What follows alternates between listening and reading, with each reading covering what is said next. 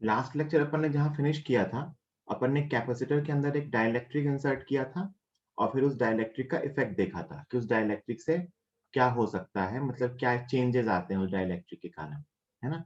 और अपन उसी थ्योरी को थोड़ा डिटेल में पढ़ने वाले हैं कि कैपेसिटर के अंदर डाइलेक्ट्रिक की पार्शियल फिलिंग की जाए तो कैपेसिटेंस पे क्या असर पड़ेगा। अपन ने एक एग्जांपल किया अभी था डेराइव करके, है ना? अब उसी रिजल्ट को यूज करेंगे। फिर मैंने उसमें आपको 2 डाइलेक्ट्रिक भर के भी बताए थे कि उसी रिजल्ट को कैसे यूज कर सकते हैं। अपन बार-बार अब डेराइव नहीं करेंगे, वही स्टैंडर्ड रिजल्ट अपन यूज करने वाले हैं, ठीक है? जहाँ एयर है वहाँ के लिए क्या लिखेंगे, जहाँ एयर नहीं है वहाँ के लिए क्या लिखेंगे, है ना? जैसे मैं एक एग्जांपल उसी पे बेस्ड आपको याद दिलाऊँ, तो मैंने एक सिंपल सा एग्जांपल कराया था, उस पे बेस्ड देख लो ध्यान से कि कैपेसिटर की प्लेट्स हैं, इसके बीच मान लो मैंने 2 स्लैब्स इंसर्ट कर दी।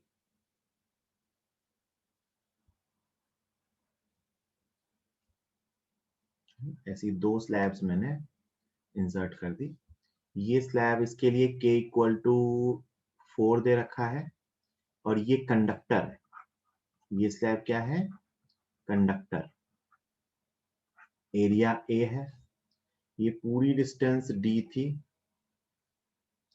इस डाइलेक्ट्रिक स्लैब की थिकनेस d/4 है और इस कंडक्टिंग स्लैब की थिकनेस d/5 है। ऐसा दिया हुआ है। तो आपसे कहा गया है फाइंड सी इक्विवेलेंट। क्या कहा गया है? Find C equivalent. मैं ही आपको सॉल्व करके बता रहा हूँ। Find C equivalent. तो अपन क्या करेंगे?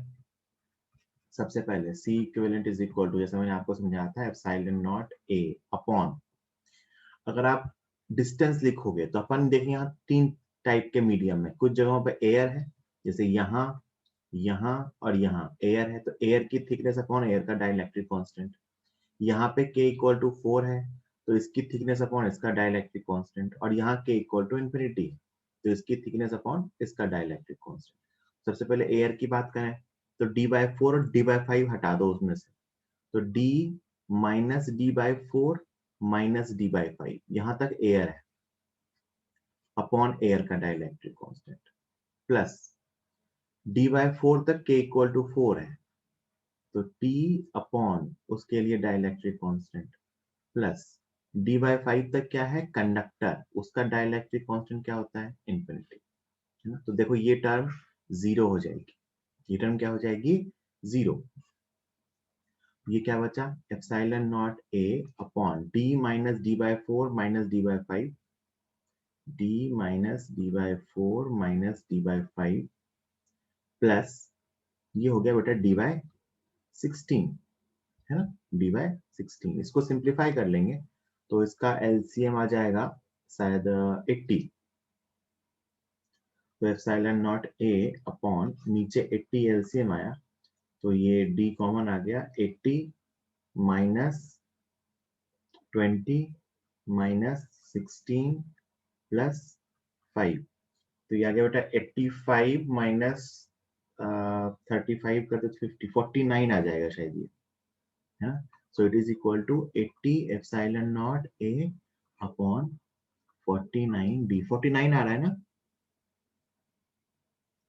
85 माइनस 36, हाँ 49। तो अगर मान लो पहले इसका कैपेसिटेंस C होता, अगर मान लो अंदर कुछ फिल नहीं करते तो इसका कैपेसिटेंस ये होता है epsilon not a upon d। तो अब इसका जो कैपेसिटेंस हो चुका है वो हो चुका है 80 C/49। This is the new capacitance.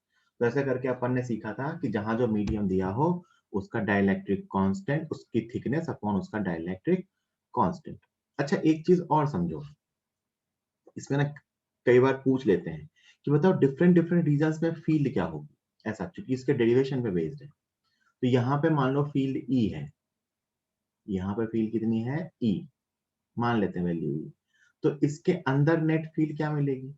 Dielectric constant 4 है, तो E/4 क्या मिलेगी? E/4। यहां से यहां फिर से फील्ड क्या मिलेगी? E। ये कंडक्टर है, यहां फील्ड क्या मिलेगी बेटा? 0, और फिर यहां फील्ड क्या मिलेगी? E। मतलब ऐसे में ना कई बार क्या पूछ लेते हैं, डिफरेंट डिफरेंट रीजन्स में फील्ड क्या होगी। तो जहां पे एयर है वहां पे फील्ड तो ई के इक्वल होगी। जैसे ही डाइलेक्ट्रिक मीडियम के अंदर गए, जितने डाइलेक्ट्रिक कांस्टेंट के अंदर है, फील्ड उतने टाइम्स रिड्यूस हो जाएगी। ई बाय 4 है तो 4, 5 है तो 5, 6 है तो 6। और अगर कंडक्टर के भीतर गए तो वहां पे फील्ड क्या हो जाएगी, 0। तो ये मैंने एक सिंपल सा एग्जांपल लिया जो मैंने लास्ट टर्म पे समझाया था, उस पे बेस्ड कि सिस्टम का डाइलेक्ट्रिक इफेक्टिव कैपेसिटेंस निकालना कि क्या इफेक्ट आएगा। जल्दी से नोट कीजिए, फिर अपन आगे चलेंगे। ठीक, इसमें मेनली ये तो अपन ने इन जनरल सीख लिया कि डाइलेक्ट्रिक फील्ड करके क्या होगा। अब इसमें ना दो टाइप के सवाल बनते हैं। एक टाइप का जो भी आप सीख रहे हो, this is called distance division.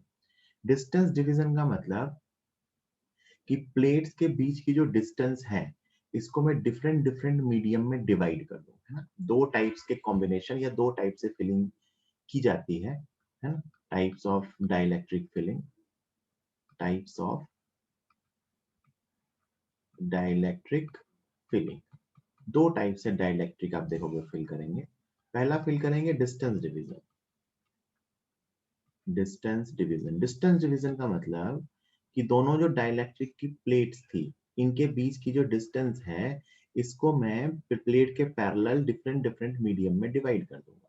जैसे यहाँ से यहाँ तक एक मीडियम, यहाँ से यहाँ तक दूसरा मीडियम, यहाँ से यहाँ तक तीसरा मीडियम। इनमें से कोई मीडियम एयर भी हो सकता है ना। ये दो प्लेट्स थी, ये मीडियम मान लो K1 है, ये मीडियम K2 है, ये मीडियम K3 है। इसकी थिकनेस T1 है, इसकी थिकनेस T2 है, इसकी थिकनेस T3 है। दिस इज डिस्टेंस डिवीजन की ये जो टोटल डिस्टेंस थी, ये अपनी प्लेट्स है ना, कंडक्टिंग प्लेट्स, इधर से इधर साइड वाली। तो इसके बीच की डिस्टेंस को मैंने डिफरेंट डिफरेंट मीडियम में प्लेट्स के पैरेलल डिवाइड किया। This setup is known as distance division. और दूसरा अपन सीखने वाले हैं area division. Area division, area division का मतलब होता है कि जो अपनी प्लेट्स हैं, प्लेट के बीच का जो या प्लेट्स का जो एरिया होगा, उस रीजन को ऐसे डिफरेंट डिफरेंट मीडियम्स में डिवाइड करेंगे। ये प्लेट्स हैं, कंडक्टिंग प्लेट्स, ये दोनों। तो ये प्लेट का एरिया मैंने आपको सिखाया ही था कैसा होता है, वो बनाते हैं ऐसे। तो एरिया को ऐसा डिफरेंट डिफरेंट रीजन्स में ऐसा बांट देते हैं।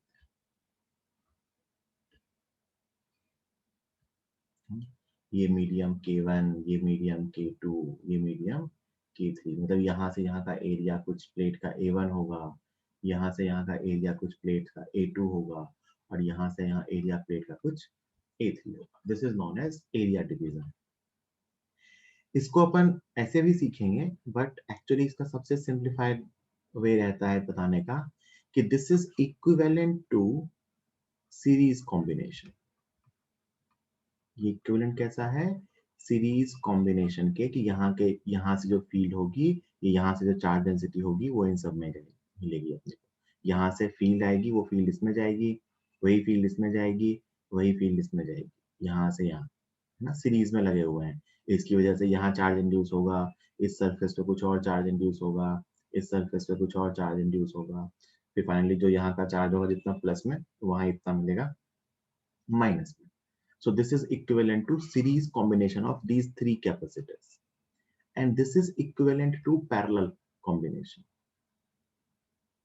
Parallel combination मतलब तीन कैपेसिटर हैं, एक ऊपर वाला जिसका एरिया, अच्छा डिस्टेंस इसमें तीनों की सेम है ना। इसमें क्या सेम है, सेम एरिया। आप सोच के देखो, तीनों के लिए एरिया सेम है, थिकनेस डिफरेंट है या डिस्टेंस डिफरेंट है। इसके अंदर क्या सेम है, डिस्टेंस सेम है, एरिया डिफरेंट है। So this is equivalent to parallel combination कि पहला कैपेसिटर है जिसका डाइलेक्ट्रिक कांस्टेंट की एक पूरा कैपेसिटर है, जिसका डाइलेक्ट्रिक कांस्टेंट K1 है, एरिया A1 है, डिस्टेंस D है ना। दूसरा जिसका डाइलेक्ट्रिक कांस्टेंट K2 है, एरिया A2 है, डिस्टेंस D है। तीसरा जिसका डाइलेक्ट्रिक कांस्टेंट K3 है, एरिया A3 है, डिस्टेंस D है। सो this is distance division and area division, है ना। एक होता है इन दोनों का कॉम्बिनेशन, वो आगे अपन सीखेंगे कि उस कॉम्बिनेशन कैसे सॉल्व करते हैं। पहले जल्दी से इसको लिखिए, फिर अपन इसके सवाल करेंगे। डिस्टेंस वाला मैं सिखा चुका हूँ, आता है अपने को, बहुत मुश्किल नहीं, बट इसके कुछ क्वेश्चंस करेंगे, है ना। अब इस पे अपन बेस्ड क्वेश्चन करेंगे। इसको मैं सीरीज कॉम्बिनेशन क्यों कह रहा हूँ, क्योंकि आप देखोगे कि इसका आंसर जो आएगा वो सीरीज कॉम्बिनेशन के जैसा ही आएगा। मतलब मैं इसका अपने पोटेंशियल डिफरेंस वाले मेथड से इक्विवेलेंट निकालूं और फिर मैं इसका इक्विवेलेंट निकालूं सीरीज वाले फॉर्मूले से, तो आप देखोगे सेम आंसर आएगा। इसलिए मैं कह रहा हूँ this is equivalent to series combination, और दूसरा वाला it is equivalent to parallel combination. तो अपन यही करके देखने वाले हैं, है ना। जैसे पहला मान लो डिस्टेंस डिवीजन वाले क्वेश्चंस करें, है ना। तो मान लीजिए कि आपके पास ना ऐसा ये प्लेट्स हैं और इनके बीच के डिस्टेंस को 3 मीडियम से फिल किया गया है। जैसा मान लेते हैं तीनों मीडियम की सेम थिकनेस है इस केस में, है ना। ये भी थिकनेस d/3 है, ये भी थिकनेस d/3 है, और ये भी थिकनेस d/3। इसके लिए k इक्वल टू 4 है, इसके लिए k इक्वल टू 6 है, इसके लिए k इक्वल टू 12 है। अब देखना ध्यान से, एरिया अपने को a पता है, एरिया इज a, है ना। अगर पहले का कैपेसिटेंस पूछूं तो बिना डाइलेक्ट्रिक फिल किए, विदाउट डाइलेक्ट्रिक्स, विदाउट डाइलेक्ट्रिक, आप कहोगे कैपेसिटेंस का आंसर आता है sir epsilon not a upon d। अब मैं जानना चाहता हूं with dielectric, with dielectric is equal to C equivalent is equal to, पहले अपन अपने t/k वाले फॉर्मूले से निकाल लेते हैं। तो एप्सिलॉन नॉट a अपॉन पहले की थिकनेस d/3 डाइलेक्ट्रिक कांस्टेंट 4, दूसरे की थिकनेस भी d/3 डाइलेक्ट्रिक कांस्टेंट 6, तीसरे की थिकनेस भी d/3 dielectric constant 12। So it is epsilon naught a upon d/12 plus d/18 plus d/36। I think इसका LCM 36 आ जाएगा। तो 36 epsilon naught a upon ये बचेगा 3, 3 5 1 6 6d, 6d आ रहा है ना शायद ये 32516, हाँ, और ये 6 बार में कैंसिल हो जाएगा। ये बचेगा 6 epsilon naught a upon d, मतलब ये 6c हो गया। जब पहले ये c था तो अभी कितना हो गया 6c, है ना। दूसरा मेथड इसको सीरीज कॉम्बिनेशन से करें, तो आप कहोगे सर ये 3 कैपेसिटर है, ये क्या है 3 कैपेसिटर है, C1 C2 C3, है ना। सुनना मेरी बात ध्यान से, C1 एक कैपेसिटर है जिसकी थिकनेस d/3 है, एरिया a है और k 4 है। तो C1 एक पूरा फिल, ये वाला कैपेसिटर बेटा, इसके लिए मीडियम कितना है 4, थिकनेस कितनी है d/3 और एरिया कितना है a। तो इसका इफेक्टिव C1 आ गया 4, ये इसका k है, epsilon not a upon d/3, ये आ गया बेटा 12 एप्सिलॉन नॉट a/d। अगर मैं इसको c के टर्म में लिखूं तो ये 12c लिखा हुआ है। C2 6 epsilon not a upon d/3, ये आ गया बेटा 18 epsilon not a/d, that is 18c। और C3 it is 12 epsilon naught a upon d/3, it is 36c। तो अपने पास 3 कैपेसिटर हैं 12c, where c is the original capacitance, उसके term में लिख दिया, सिंपल रहता है लिखना, क्वेश्चन में जैसा कहेगा वैसा लिख लेंगे। 18c और 36c, इसका c इक्विवेलेंट निकालोगे 1 upon c equivalent is equal to 1 upon c1 plus 1 upon c2 plus 1 upon c3। Solve करोगे बेटा c इक्विवेलेंट 6c आ जाएगा। आपको अगर सर पहला वाला ज्यादा आसान है, बिल्कुल सही कह रहे हो। इसमें अगर सिंपल ऐसा क्वेश्चन है तो पहला वाला बिल्कुल ज्यादा आसान है, c epsilon not a upon sigma t/k करना। बट ये भी पता होना चाहिए कि it is equivalent to series combination, कई बार जीवन में काम आता है ना। जब मिक्स्ड कॉम्बिनेशंस आते हैं ना तो ये सीरीज पैरेलल ज्यादा काम आता है। ये सिग्मा t/k वाला रिलेशन तभी काम आएगा जब प्योर एक ही फॉर्म में, ठीक है, मतलब प्योर डिस्टेंस डिवीजन ही हो तो epsilon not a upon sigma t/k आसान रहता है, बिल्कुल सही कह रहे हो। लेकिन आगे चल के जब मिक्स्ड कॉम्बिनेशंस आ जाते हैं तो वहां पे सीरीज पैरेलल ज्यादा काम आता है। ठीक, अब यहाँ पे एक बात मैं और बताऊंगा, ये अपन ने C इक्विवेलेंट निकाल लिया, एक क्वेश्चन पूछते हैं इसी में, इन द सेम क्वेश्चन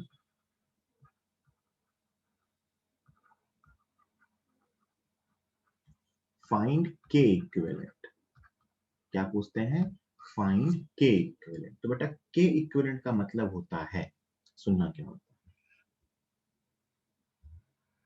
कि आपके पास ये दो प्लेट्स के बीच ना कुछ मीडियम फिल किए हुए थे, है ना, ऐसे कुछ मीडियम फिल किए हुए थे। मान लो बेटा ये K1, ये K2, ये K3, इन तीनों से इसका कुछ C इक्विवेलेंट आएगा, है ना, कुछ आएगा। के इक्विवेलेंट का मतलब होता है कि इन तीनों स्लैब की जगह, इक्विवेलेंट का एक ही मतलब होता है हर जगह, इन तीनों स्लैब की जगह मैं एक ही स्लैब लगाऊं, कितने का? के इक्विवेलेंट का, और इसका सी इक्विवेलेंट निकालूं तो वो सेम है।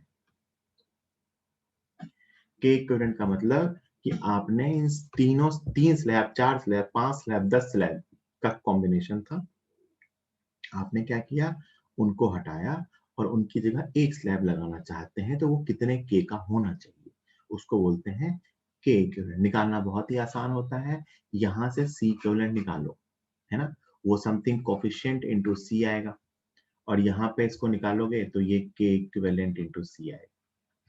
क्या आएगा? ये के इक्विवेलेंट इनटू सी। या मैं सिंपल टर्म्स में कहूँ तो इस सी इक्विवेलेंट के रिलेशन जो आपने सॉल्व किया, ये जब मैंने इसको सी की टर्म में लिखा, तो इसमें सी का जो कोफिशिएंट है, इसमें सी का जो कोफिशिएंट है, यही के इक्विवेलेंट है। क्यों?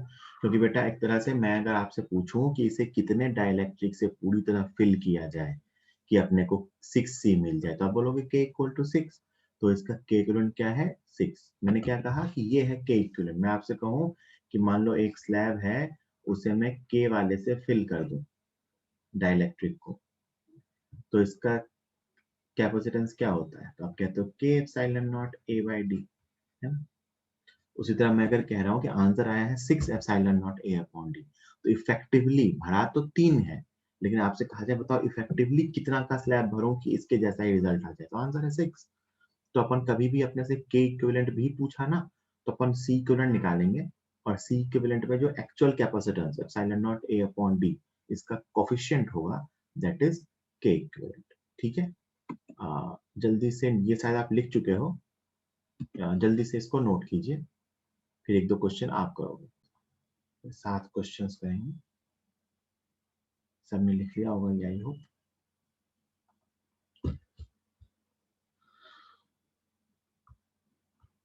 अगला जो अपना आता है वो एरिया डिवीजन, जो मैंने आपको बताया था, इसको वैसे मैं प्रूफ नहीं कर रहा, उसी बेसिस पे बता सकते हैं कि अगर इन प्लेट्स के बीच के एरिया को ऐसा डिफरेंट डिफरेंट मीडियम में डिवाइड कर दिया जाए,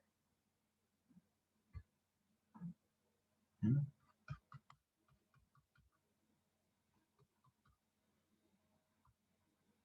ये मान लो K1 हो जाए, ये K2 हो जाए, ये K3 हो जाए, यहाँ का एरिया A1 हो प्लेट पे, यहाँ का एरिया A2 हो, यहाँ का एरिया A3 हो, है ना। तो इसका जो सी इक्विवेलेंट आता है, C equivalent is epsilon not, इसमें डिस्टेंस तीनों के लिए सेम है, तो इसमें ना ऐसा लिखते हैं A1 K1 plus A2 K2 plus A3 K3 upon D, या आप ऐसे समझो तो it is epsilon not upon D sigma के आई ए आई, है ना। वहां नीचे सिग्मा टी बाई के करते थे, यहाँ ऊपर सिग्मा के इंटू ए करते हैं, तो ये आता है अपना सी इक्विवेलेंट। या फिर it is equivalent to parallel combination. Parallel से आप क्या कहोगे कि सर ये ना 3 कैपेसिटर हैं एक्चुअली,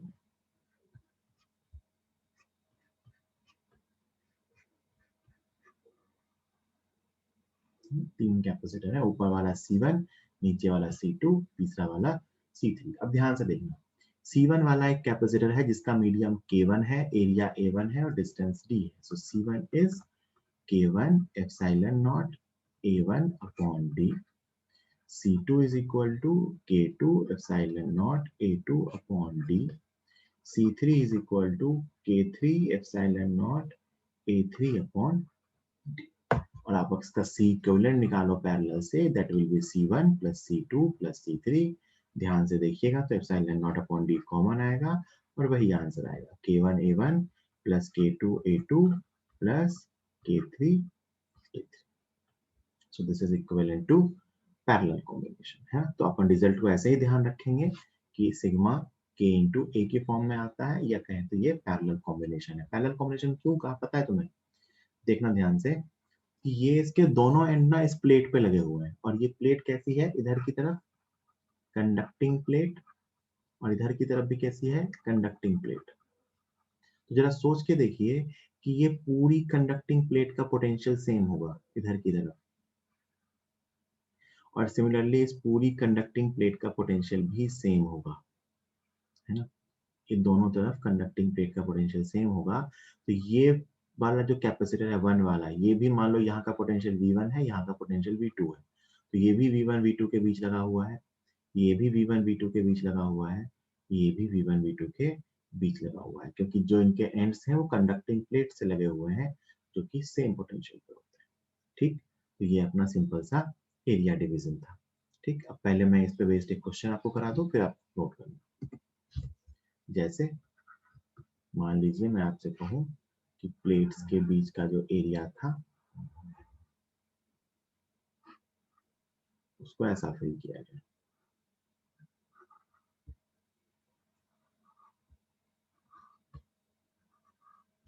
ये एरिया मान लिया A/3, ये भी एरिया मान लेते हैं A/3, और ये भी एरिया मान लेते हैं A/3. इसमें K इक्वल टू 4 है, इसमें K इक्वल टू 6 है, इसमें K इक्वल टू 12 है. डिस्टेंस आपको D दे रखी है ना. Find C equivalent, find C equivalent and K equivalent. मतलब C इक्विवेलेंट में जो आंसर आएगा उसमें ये ब्रैकेट में जो टर्म होगी epsilon not A upon D, तो आपको ये कोफिशिएंट बताना है मुझे, है ना? जल्दी से बताइए. देखो सिंपल क्या है, C equivalent is equal to epsilon not upon D common आ गया A इंटू K, तो A/3 इंटू पहले का K plus A/3 into 6 plus A/3 into 12 add करोगे ये आएगा 22/3 epsilon not A upon D. मतलब पहले का कैपेसिटेंस C था तो 22/3 into C. This is K equivalent, है ना? ये रहा इसका आंसर. ठीक, जल्दी से लिखिए, पहले ये लिख लीजिए फिर वो भी लिख लीजिए. अब मैं एक दो क्वेश्चंस और दूंगा, फिर अपन मिक्स्ड कॉम्बिनेशन सीखेंगे. चलो अगला क्वेश्चन आपको ही बताना है.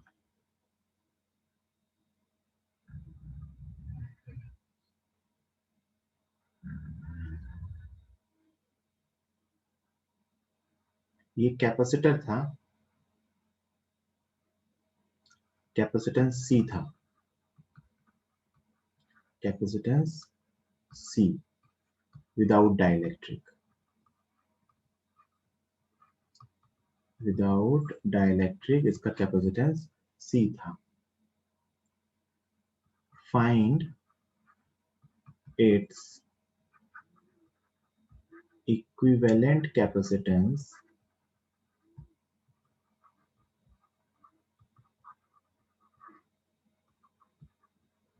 when it is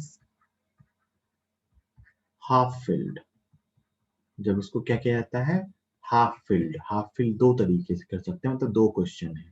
पहला half filled in distance division,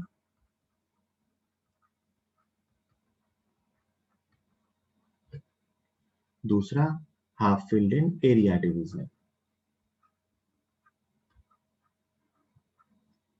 half filled with dielectric medium K. अगर इसको K डाइलेक्ट्रिक मीडियम वाले से हाफ फिल किया गया तो इसका इक्विवेलेंट कैपेसिटेंस क्या होगा डिस्टेंस डिवीजन में और एरिया डिवीजन में. मतलब यहाँ पे कुछ कोफिशिएंट आएगा इनटू सी और यहाँ पे कुछ कोफिशिएंट आएगा इनटू सी। अपने को दोनों में ये कोफिशिएंट्स बताने हैं। सीक्वेंस में आप आंसर लिख सकते हो कॉमा करके चैट बॉक्स में। जल्दी सॉल्व कीजिए, सिंपल सा ही है बिल्कुल, है ना। पहला पार्ट करें अगर फर्स्ट, तो फर्स्ट में क्या किया गया है कि इसको डिस्टेंस डिवीजन में डिवाइड किया गया है, आधा फिल कर दिया। आधा फिल किया मतलब ऐसा, कैसे भी आधा फिल कर लो। इसकी डिस्टेंस ये dy2 होगी, तो dy2 तक k है और यहाँ तक k इक्वल टू 1 है बाकी के dy2, है ना। तो c equivalent will be epsilon not a upon t by k का सिग्मा, तो d/2k प्लस dy2, यहाँ से dy2 कॉमन आ जाएगा, so epsilon not a upon dy2 common आ गया, ये बचा 1/k प्लस 1, वो ऊपर जाएगा 2 epsilon not a upon d और नीचे बचा 1/k प्लस 1, वो बच गया एक तरीके से 2c अपॉन ये k ऊपर आ जाएगा अपॉन k प्लस 1, तो c का जो कोफिशिएंट है वो है 2k upon k plus 1 into C. ये हो गया अपना डिस्टेंस डिवीजन वाला, ठीक है। और इसी को आप अगर एरिया डिवीजन वाले में लोगे 2k, सही की ना कैलकुलेशन, k इधर आया k plus 1 2kc upon 2k upon k plus 1, this is the k equivalent, है ना। इससे अगर पूरा फिल करते तो, और यही अगर आप एरिया डिवीजन में लोगे, एरिया डिवीजन में, तो उसमें क्या सिखाया था मैंने, c equivalent is epsilon not upon d a1 k1 plus a2 k2। अच्छा, इसमें क्या हुआ, कैसा फिल किया गया होगा, आधा ऐसे, ये प्लेट्स है ना, तो यहां से यहां तक आधा a/2 एरिया और ये भी a/2 एरिया, इसको k से फिल किया, इसको 1 से, सो it is epsilon not upon d a/2 into k plus a/2 into 1, so it is epsilon not a/d, ये बाहर आ गया, ये बच गया k/2, a/2 भी बाहर आ गया, a/2, तो k plus 1, so it is c/2 k plus 1, so it is c into k plus 1/2, ऐसा। तो ये दो केसेस हैं, इसमें आ गया 2k अपॉन k plus 1, इसमें आ गया c into k plus 1/2। जल्दी से लिख लीजिए, आई थिंक ज्यादातर लोगों ने सही सॉल्व कर लिया होगा, इनके सबने लिख लिया होगा। अब एक क्वेश्चन है यहाँ पे जो मैं आपको होमवर्क में दे रहा हूँ, ये एससीबी का क्वेश्चन है, मेंस में आ भी चुका है ये क्वेश्चन। ये अपने को खुद से एक बार सॉल्व करना है, मैं भी इसको 1-2 दिन बाद डिस्कस करूंगा, जैसे मैं इसको डिस्कशन क्लास में डिस्कस करूंगा, अभी ये आपको खुद से करना है। अब इसमें ना हाफ फिलिंग ऐसे की गई है बेटा, ऐसा,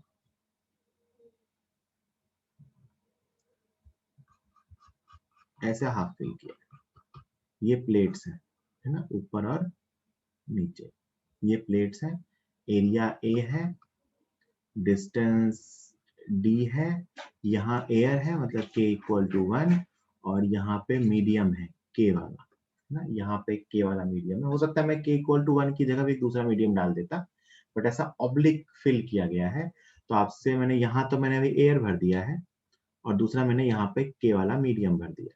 ये पूछा गया है मेंस में पिछले कुछ सालों में, और इम्पोर्टेंट क्वेश्चन है, एससीबी का क्वेश्चन है। आपको इसका सी इक्विवेलेंट सोचना है कैसे निकालेंगे, है ना। हिंट दे रहा हूँ, इंटीग्रेशन से आएगा, है ना, इसका सोचना, ये होमवर्क।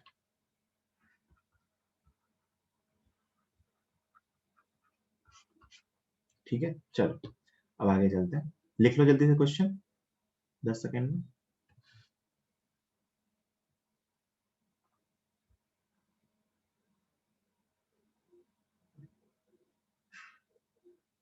नंदिनी नेम चेंज नहीं किया अभी तक, form number space your first name.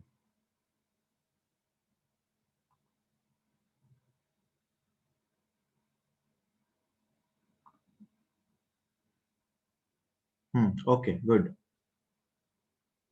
Done done done, good.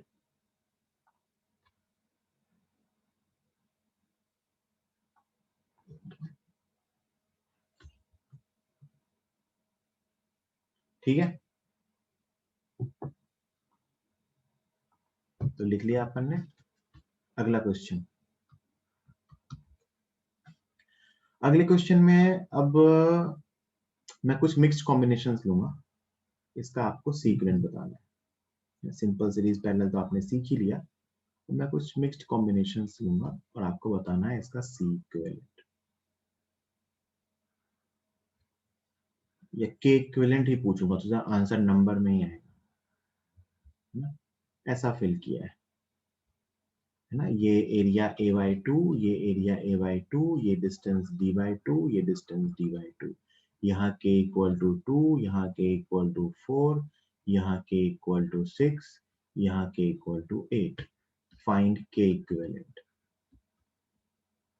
जल्दी सॉल्व कीजिए, आंसर बताइए।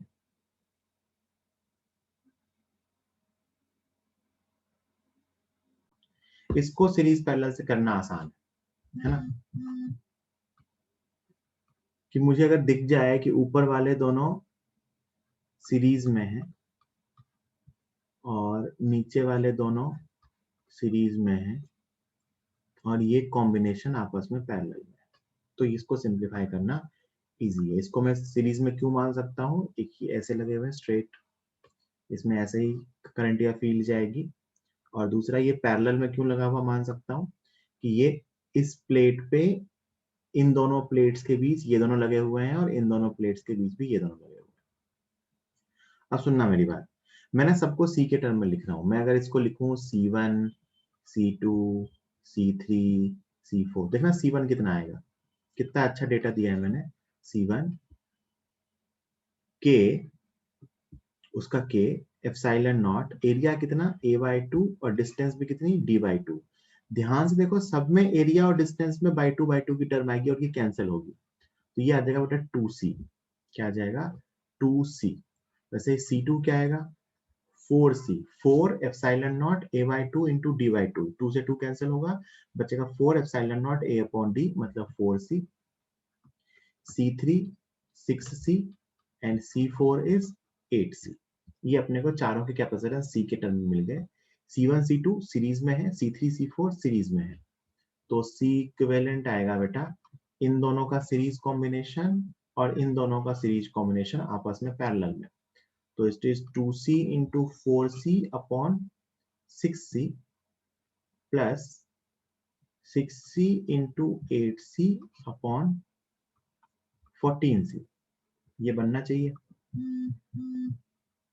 ये बन रहा है यहाँ से 8C बाई 6 प्लस ये बन रहा है यहाँ से 48C बाई 14।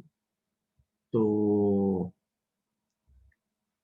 ये एलसीएम यहाँ से 42 आ गया, ये 56C प्लस 3 बार में 24 और 14, तो 200C बाय 42 मतलब 100C बाय 21। तो के इक्विवेलेंट आना चाहिए 100 अपॉन 21। कैलकुलेशन चेक कर लो, गलती हो सकती है। नहीं सही है, बाकी लोगों का आंसर भी यही है, स्नेल का आंसर भी यही है। और फिर वो उनका पैरेलल कॉम्बिनेशन है तो उनको सीधा ऐड कर दिया, तो आंसर आ गया 100C बाई 21। और C का जो कोफिशिएंट है वो है 100 अपॉन 21, मतलब मैं 4 स्लैब को हटा के अगर एक स्लैब लगा दूं 100 अपॉन 21 वाला, मतलब 5 से थोड़ा सा कम, है ना, तो अपने को सेम इफेक्ट मिलेगा। सुनना इंपॉर्टेंट है वो कंसेप्ट।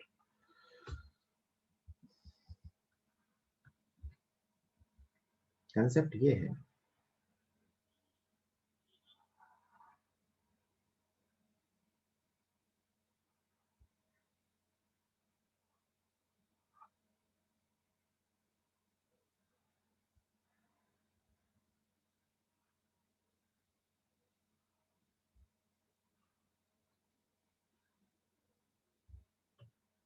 ये मान लेते हैं K1 ये मान लेते हैं K2, ये मान लेते हैं K3। वैल्यूज भी दे देता हूँ, चलो ये 4 दे देता हूँ, ये 6 दे देता हूँ, ये 8 दे देता हूँ।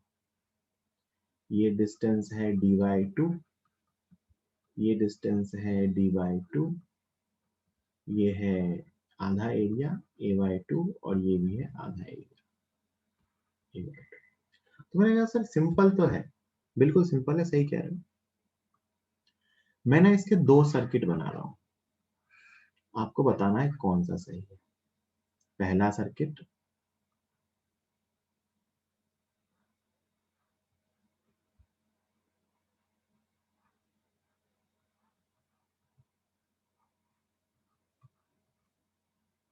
आई होप आप समझ गए होंगे मैंने क्या किया।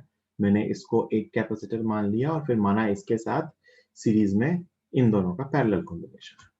पहला सर्किट ये है। दूसरा सर्किट मैंने क्या माना,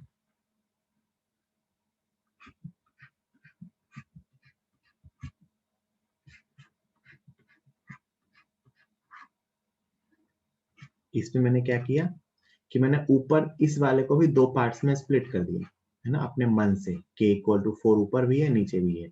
इसका और इसका सीरीज कॉम्बिनेशन है, इसका और इसका सीरीज कॉम्बिनेशन है, ऊपर और नीचे वाले आपस में पैरेलल में। ये 1, ये 2, दोनों से सॉल्व करोगे आंसर 2 आएंगे, है ना। दोनों से सॉल्व करने पे डिफरेंट आंसर आएंगे।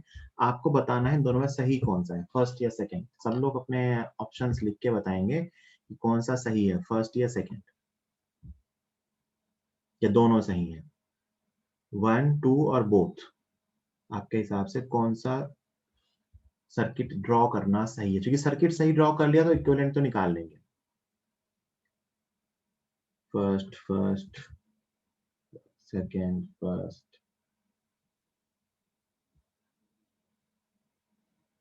बोथ भी हो सकता है भाई आंसर।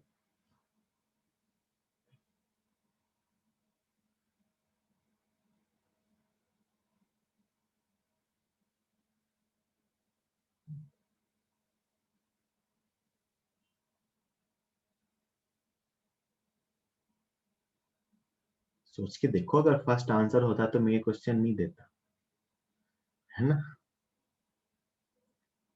तो आंसर है बेटा सेकंड। आंसर है सेकंड, पहला गलत है। एक आध एग्जाम में ना ये पूछ चुके हैं और उन्होंने गलती से फर्स्ट आंसर दिया था। नीट में ऐसा हुआ था 2 3 4 साल पहले, वो गलत था, उन्होंने माना नहीं अपनी गलती। ये जेई मेंस और जेई एडवांस दोनों में पूछा जा चुका क्वेश्चन है और इसका ये आंसर सही है। ये सर्किट गलत है ना? ऐसा लिखना इसको गलत है। क्यों गलत है वो बता रहा हूँ, अभी बताऊंगा क्यों गलत है। ध्यान से देखना, पहला वाला क्यों गलत है। अच्छा, दूसरा वाला क्या किया है मैंने, सबको समझ में आ गया ना। कि दूसरे वाले के लिए मैंने क्या किया, इस स्लैब को भी यहाँ से आधा काट दिया, है ना। फिर मैंने कहा कि यहाँ के लिए ये दोनों ऐसा सीधा सीधा निकल जाएगा अगर मैं लेजर पेन यूज कर लूँ, कि ये दोनों सीरीज में, ऊपर वाला 4 और ये 6 सीरीज में, नीचे वाला 4 और ये 8 सीरीज में, और ये ऊपर वाला और ये नीचे वाला पैरेलल में। ये दूसरा सर्किट है। पहले वाले में सुनो अब दिक्कत क्या है। पहले वाले में तुमने क्या कहा कि एक कैपेसिटर ये है ना, और इस कैपेसिटर के साथ ये एक स्लैब ये है। यहां तक तो कोई दिक्कत नहीं थी। फिर तुमने कहा कि सर ये दोनों ना पैरेलल है। कैसे कहा पैरेलल? ये पैरेलल है ही नहीं। ये पैरेलल नहीं, क्योंकि पैरेलल कब होते हैं, जब वो सेम पोटेंशियल वाले पॉइंट्स के बीच लगे होते हैं। ध्यान से देखना, स्लैब K2 और K3 का इधर वाला पॉइंट तो कहाँ लगा हुआ है, कंडक्टर पे। कहाँ लगा हुआ है, कंडक्टर पे। तो यहाँ का पोटेंशियल तो सेम है, लेकिन बेटा इस पॉइंट का पोटेंशियल, इस पॉइंट का पोटेंशियल और इस पॉइंट का पोटेंशियल सेम नहीं होगा। इन दोनों पॉइंट्स के पोटेंशियल डिफरेंट होंगे, क्योंकि बेटा ये जो यहाँ से यहाँ तक का रास्ता है ना, और यहाँ से यहाँ तक का रास्ता है ना, ये डिफरेंट है। यहाँ 4 और 6 है, यहाँ 4 और 8 है। तो यहाँ से यहाँ तक का पोटेंशियल डिफरेंस भी सेम नहीं होगा। ये अगर मैं बोलूं कि भाई ये तो V1 है, ये तो V2 है, ये तो अपने को पता है कि दोनों कंडक्टिंग प्लेट्स पे है, तो पूरी प्लेट V1 वाली है और ये पूरी प्लेट V2 वाली है। लेकिन यहाँ स्लैब 4 और 6 वाले लगे हुए हैं और यहाँ स्लैब 4 और 8 वाले लगे हुए हैं। तो जो वोल्टेज का डिवीजन ऊपर होगा वो वोल्टेज का डिवीजन नीचे नहीं होगा। इसका मतलब पॉइंट ए का पोटेंशियल और पॉइंट बी का पोटेंशियल सेम नहीं है। एक्चुअली ये इसलिए भी सेम नहीं है क्योंकि ये इंटरफेस डिफरेंट है। ये 4-6 का इंटरफेस है, ये 4-8 का इंटरफेस है।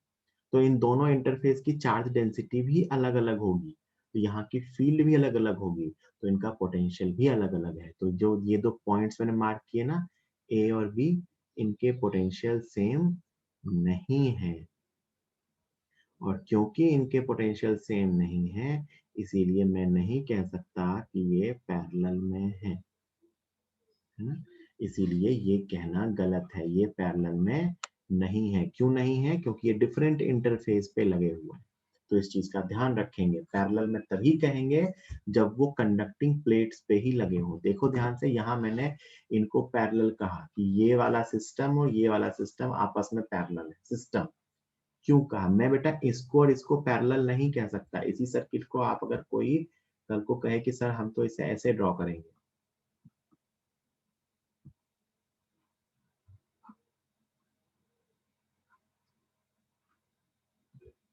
कोई कहे कि हम तो इस सर्किट को ऐसे ड्रॉ करेंगे कि ये दोनों पैरेलल और ये दोनों पैरेलल, तो बेटा ये भी गलत है, क्योंकि ये दोनों पैरेलल नहीं हैं।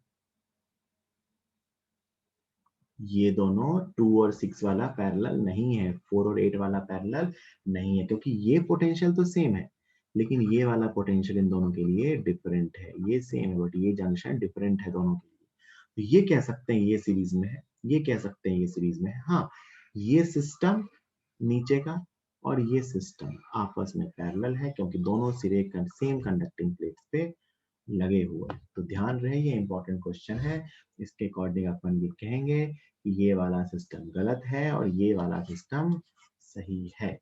ठीक, अब आप जल्दी से मुझे सॉल्व करके इसका आंसर बता दीजिए। मैं क्वेश्चन को फिर से लिख दे रहा हूँ। सही आंसर क्या होगा ये आप सॉल्व करके जल्दी से बता दीजिए। कि क्वेश्चन फिर से यही लिख दे रहा हूँ, सीखो, वहां आपको दिख नहीं रहा होगा, समझाया है क्योंकि मैंने। ये k इक्वल टू 4 है, ये k इक्वल टू 6 है और ये k इक्वल टू 8 है। जल्दी से इसका फाइंड k इक्विवेलेंट, है ना, वो d/2 और a/2 है, उससे परेशान होने की जरूरत नहीं है। Find k equivalent.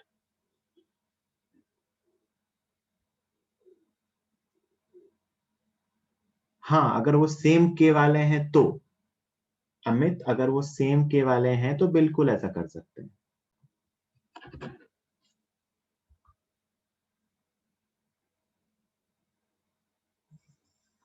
तो कैसे सॉल्व करेंगे? सिंपल, ये 4c है, ये 6c है, क्योंकि एरिया a/2 और डिस्टेंस d/2 है, तो वो टर्म तो कैंसिल हो जाएंगी। ये फिर से 4c है और ये फिर से 8c है। इन दोनों का इक्विवेलेंट 6 और 4 पैरेलल में, तो 24/10। सी इक्विवेलेंट इनका कितना आ रहा है? 24/10, मतलब 2.4 या 12/5 मान लेते हैं, है ना। और इनका सी इक्विवेलेंट 32/12, मतलब 8/3, है ना, ये 8/3 आ रहा है। ठीक है ना। अब इन दोनों को ऐड कर लो। सो C equivalent is equal to 12/5 plus 8/3। C तो कितना आ गया? 15, 36 प्लस 5, 76 आ रहा है यार। 76/15 चेक कर लो एक कैलकुलेशन। 76/15,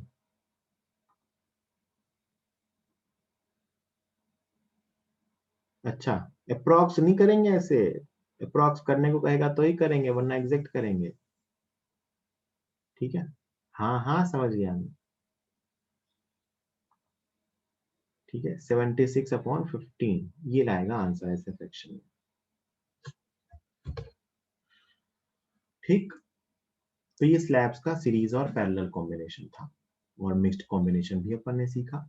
एक टाइप का क्वेश्चन और बचा, एक तो मैंने आपको होमवर्क दिया है, एक इसमें ना के का फंक्शन दिया होता है, उसको इंटीग्रेट करना होता है, तो वो एक क्वेश्चन मैं नेक्स्ट टाइम पे कराऊंगा, या पे आपको मिलेगा तो मॉड्यूल में होमवर्क में मिलेगा तो दे दूंगा, ट्राई करेंगे फिर डिस्कस करेंगे, है ना। एक क्वेश्चन और पूछते हैं इसमें, वो सिंपल सा लॉजिक है ना, वो याद कर सकते हो, याद ना भी हो तो भी काम चलेगा, है ना।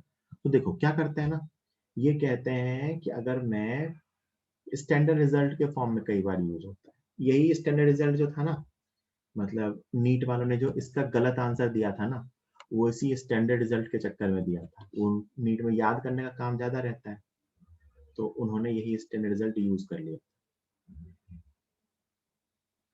कि मान लो ये स्लैब K1 K2 और K3 है ना, ये डिस्टेंस d/3, ये डिस्टेंस d/3, ये डिस्टेंस d/3, है ना, मतलब डिस्टेंस डिवीजन में इक्वल डिस्टेंस में बांट दिया, तो के इफेक्टिव कैसे निकालेंगे, है ना। और फिर एक रिजल्ट आता है कि एरिया डिवीजन में इक्वल एरिया में बांट दिया, है ना, इक्वल बांटना है, इक्वल होगा तो ये रिजल्ट यूज होगा, ये K1, ये K2, ये K3, हो सकता है 2 में ही बांटे हैं, हो सकता है 3 में बांट लें, a/3, a/3, हो सकता है n में बांट लें d, तो इस दोनों का अपने को k इक्विवेलेंट निकालना है। देखो ध्यान से स्टैंडर्ड रिजल्ट है कैसे आता है, पहले वाले के अंदर तो आप जानते हो कि सर c इक्विवेलेंट आएगा epsilon not a upon d/3 K1 plus d/3 K2 plus d/3 K3, ये आ जाएगा बेटा epsilon not a upon d, और नीचे बचेगा 1/K1 plus 1/K2 plus 1/K3, ये अपना c लिखा हुआ है। तो मैं आपसे यहाँ पे k इफेक्टिव पूछूं, k इक्विवेलेंट क्या आएगा 3/1/K1 plus 1/K2 plus 1/K3, ये आ गया इस केस में k इक्विवेलेंट। इस केस में c equivalent epsilon not upon d आ गया a/3 K1 plus a/3 K2 plus a/3 K3, a/3 हट गया भैया, एप्सिलॉन नॉट a/3d, और ये बच गया K1 plus K2 plus K3, ये आ गया c is equal to c into K1 plus K2 plus K3 upon 3, so k equivalent is equal to K1 plus K2 plus K3 by 3, है ना। ध्यान से अगर आप देख रहे हो तो ये जो लिखा हुआ है ये हार्मोनिक मीन है, और ये जो लिखा हुआ है ये अरिथमेटिक मीन है, ये AM है और ये हार्मोनिक मीन है। ये रिजल्ट तभी लगाएंगे जब इक्वल इक्वल डिस्टेंस, मान लो 4 होते तो क्या लिखते, k equivalent is 4/1/K1 plus 1/K2 plus 1/K3 plus 1/K4, तो यहाँ पे लिखेंगे एक्चुअली में k equivalent is equal to n upon sigma 1/k, अगर n इक्वल में बांट दिया तो सिग्मा 1/k, और यहाँ क्या आएगा सिग्मा k बाय n, यहाँ क्या आएगा sigma k by n, but याद रखना ये स्टैंडर्ड रिजल्ट तभी काम आएगा जब सिंपल वाला हो, सिंपल सीरीज सिंपल पैरेलल, है ना, तो ही ये लगा सकते हैं कि स्लैब का इक्वल और डिस्टेंस भी इक्वल हो, d/3 d/3 d/3, कल को मैं इसको d/4 कर दूं, इसको d/2 कर दूं और इसको d/4 कर दूं तो ये नहीं लगा पाएंगे, है ना।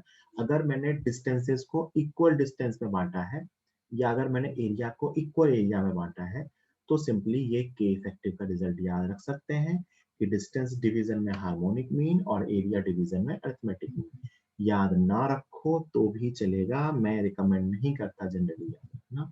कभी तुम्हें ऐसा क्वेश्चन ऑप्शन में पूछ दे कि इसमें हार्मोनिक मीन और अरिथमेटिक मीन आता है, या तुम किसी बुक में देख लो, तुम्हें लगता कि सर ने नहीं बताया था, तो मैंने सिर्फ इसलिए बता दिया, ठीक है, लिख लीजिए।